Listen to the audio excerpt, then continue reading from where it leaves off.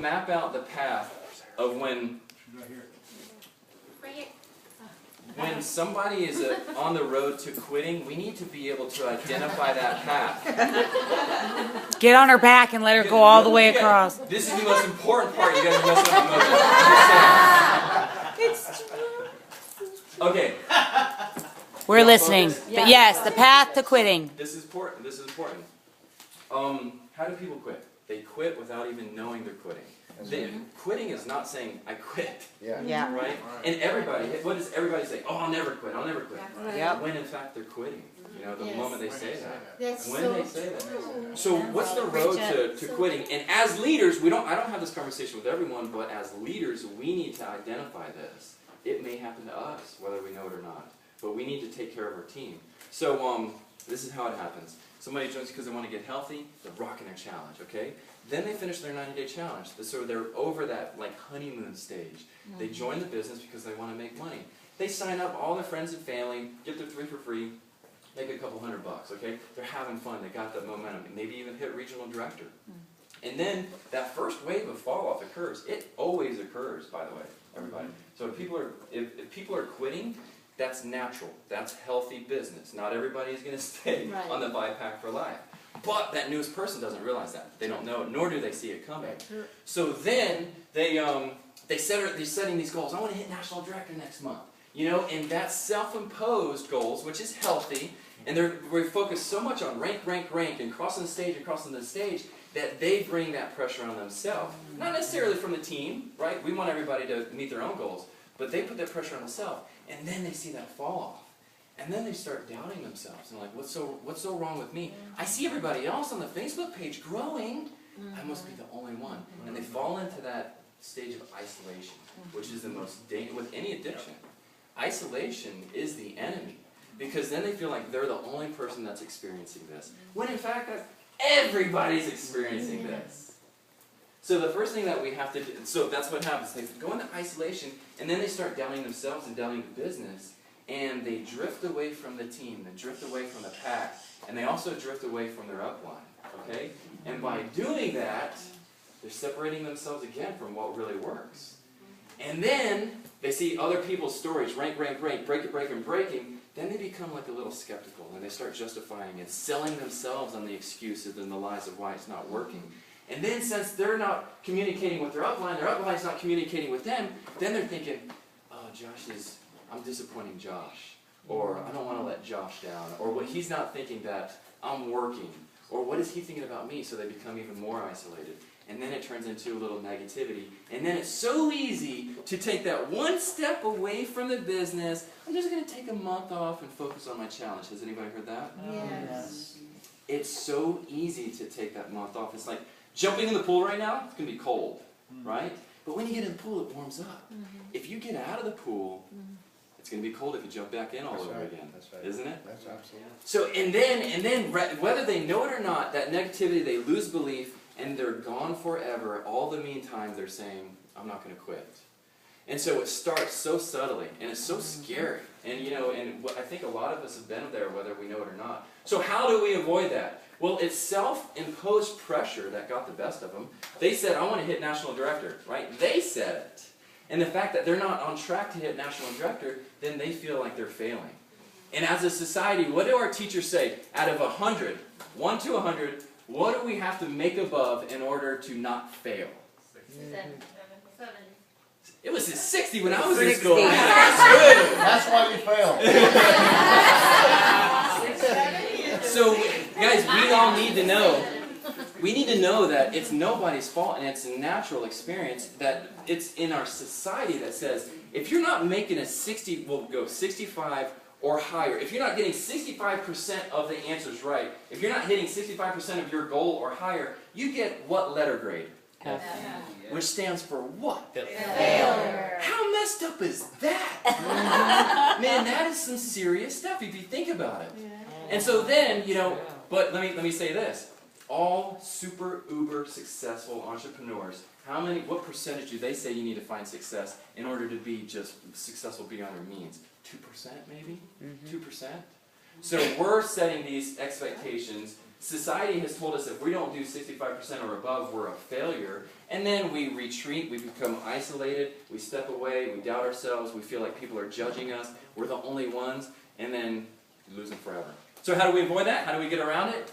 We're a family, man. When your family isn't doing well, you notice it, you pick it up, it's on your radar. And whenever you know their kids and their hobbies and their fun and their clubs and you can talk about, what did we talk about last night for 2 hours? Poop. When you can talk about poop for 2 hours, guys, And hey. again on the rafting trip. And on the rafting trip. Yeah. And then we saw a hippo doing I don't know what. Who cares what the business is doing? You joined it because you want to get healthy. Now you're having fun. Why would you ever want to leave this?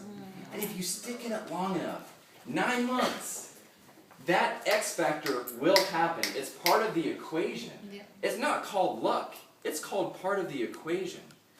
That finally, that person I was reaching out to for 6 months that said no, no, no, no, no, said yes. Boom! My business went nuts. And what if I had stepped away in month 8? And so many people do. And so many people quit without knowing they're quitting that they don't give themselves that 9th month for that parabolic explosion. And it happens. Every single person in this room is a leader. And everybody in this room is an ambassador. It's inevitable. Do you understand how powerful that word is? Inevitable. It's inevitable. Every single person in this room is an ambassador, so long as you don't quit. All Right. That gets me fired up. That gets me fired up. So then it's the expectation. What is our timeline? Is our timeline 8 months? 2 years? 5 years? 8 years? You know, that's up to you. And again, you need to have that heart-to-heart with yourself. Is, you know, why am I doing this? You know, and it goes back to those beliefs and the dreams. And everything Tito said, Tito, what you said is the core. What Tito said is the secret. I mean, you nailed it, man. It's not the trisort protein. I don't even know what that stuff is. You know, what you said is, you nailed it. So that's the story, guys. The mojo, the family, the camaraderie, the spirit, the life, and become that person you want to attract. So when you're complaining about everybody, you're attracting that. Yep. When you're, you know, retreating, you're attracting that. When you're quitting, you're attracting that. Yep. So it's so scary. If I have 2 more minutes. No, please. Okay. You guys want to learn how to become people magnets, Yeah. where everybody will love you? And this also applies to how to sign up customers and promoters. So if you want some technical stuff, here it is. Ask questions. Where's Jill? Jill, you're bad to the bone. Go Jill! Incredible, incredible. I haven't met a person like Jill in a very, very long time. And so everybody, well, let me just tell you this. Not everybody cares about you. Nobody is really interested in you. You're not really important to anybody. Who's the most important person to Rhonda Hubbard? Rhonda. Yes, you are, girl. I want to care about me. I want that biscuit though, so I care a lot. Everybody loves thinking about who? Themselves. Self. Okay, we know that, but do we really know that? Okay, so if you want to be a people magnet, Jill drove on an awesome trip today, and we don't know each other. And she just asked questions the whole time in the car. That's true. Asking questions. And I don't even know you, but I love you, by the way. Because she allowed me to talk about myself. And I specifically continued with all that to see if you ever would take it back on yourself, and you never did. Ashley and Pete, did she ever bring up anything about herself? Now that you think about it, she never did. She continued to ask questions, even with little comments that I just made on the side. She'd circle back like 2 minutes later and ask me a question about that comment. So we all need to talk less. You know, when we're talking to friends, family, strangers, and we just need to ask people questions about themselves. Fun questions, not what do you do? Who in here likes to talk about their old job? Nobody. But I love to complain about it, right? So rather than saying, what do you do? I like to say, what do you do for fun? How cool is that? We all love talking about what we like to do for fun. What kind of hobbies do you do? And guess what? Everybody will be like, What are hobbies? You know, so then you can joke. Ever since I had kids, I don't know what a hobby is. Well, tell me about your kids. Tell me about your kids, and then what did I ask you about your 13-year-old? Oh, yeah, what is she into these days? What do 13-year-olds do? Did you notice that when I asked you? Yes. And so I asked her, I'm like, what do 13-year-old girls are into these days? And so that's what we want to do. Everybody will love you, I promise you, so long as you don't talk about yourself.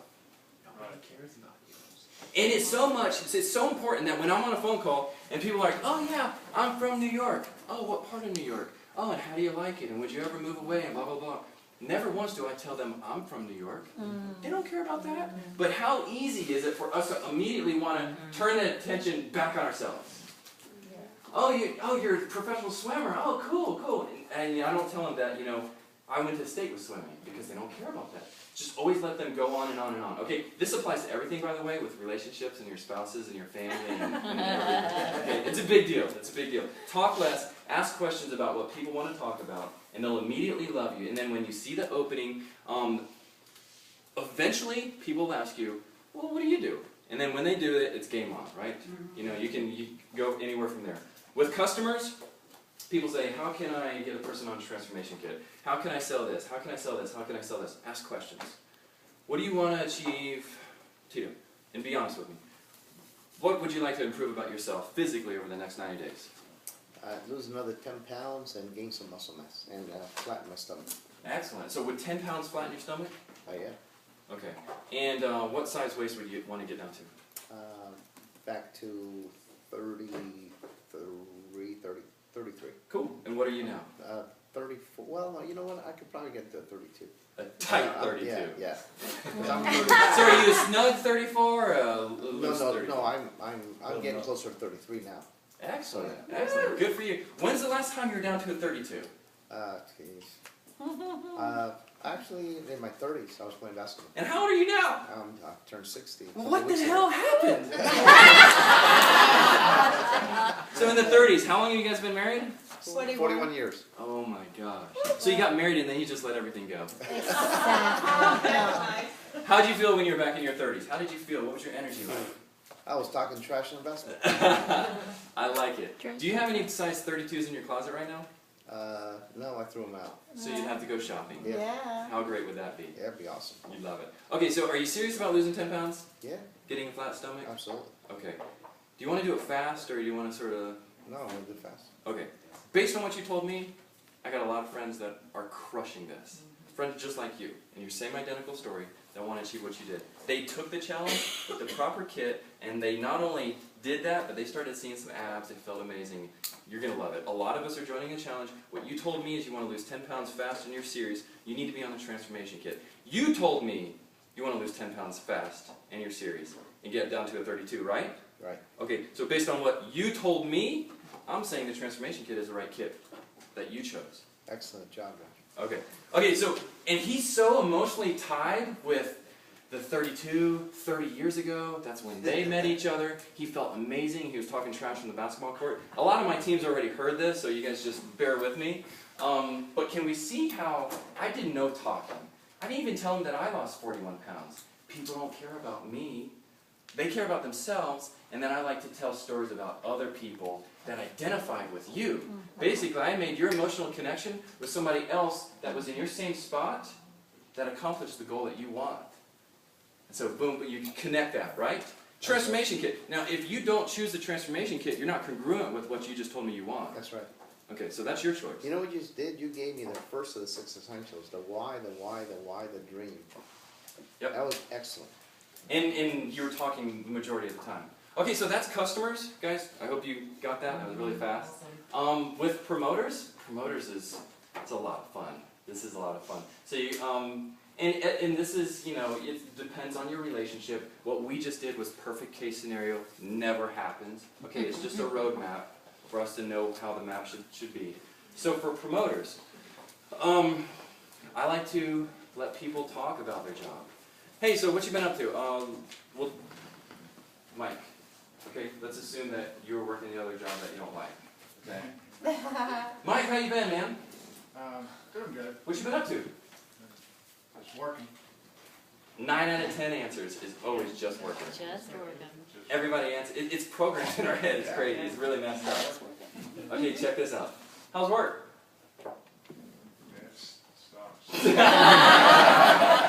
Can we all agree that the majority of answers is going to be negative? Yep. Right? Do people like to brag about work or complain about work? Complain. So check this out. Oh man, that's awful. Why does it suck? No, I've had to get up early in the morning and kind of go outside. My job, I'm outside working in the heat. Oh my God, that sucks, Mike. What time do you have to wake up in the morning? About 5 o'clock. Oh, are the birds up that early? I haven't noticed any. So you gotta wake up early and then you're working outside and it's hot and you don't need to be doing that. What else sucks about your job, Mike? Well, what else? Let's assume you're working for a boss. Yeah, there you go. My boss isn't too pleasant. What's not too pleasant about him? He likes to, just, let's see, I'm trying to think of. Micromanage? Yeah, there you go. Does he work you a lot? Yeah. Well, if you're working a lot, Expects then a lot, but, if you're working a lot, then he should be paying you a lot, right? He must be. Is he? he's not paying me as much as I think he should. How much are you working?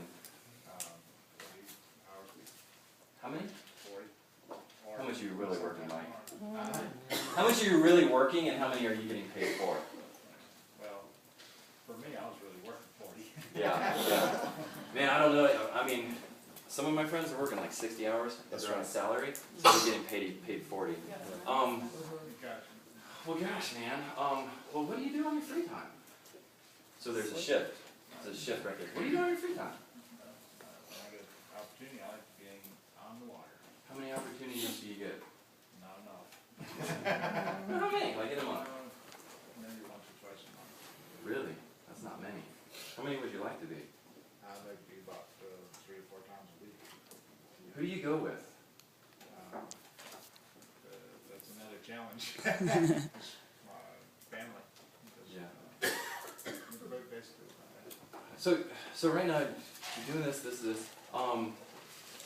Why don't you go out on the boat more often? just look at work. Full circle, Right. right? Why are you working there?